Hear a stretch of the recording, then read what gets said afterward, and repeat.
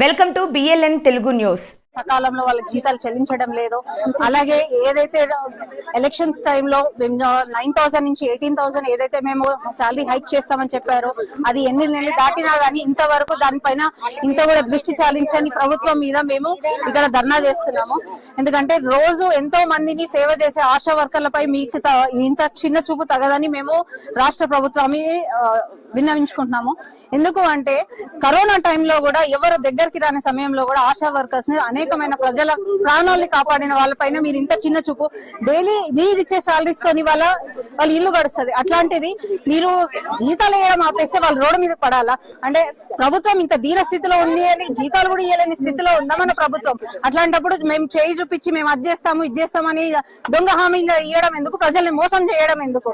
వెంటనే వాళ్ళకి ఏదైతే 2 నెలల జీతాలు ఏవైతే ఇవ్వలేదో అది వెంటనే చెల్లించాలని, అదే విధంగా వాళ్ళకి ప్రామిస్ చేసిన విధంగా హైక్స్ పెంచాలని, వాళ్ళకి వెంటనే జాబ్ చార్ట్ కూడా క్రియేట్ చేయాలని, వాళ్ళని ఈఎస్ఐ పిఎఫ్ లో జత చేర్చాలని.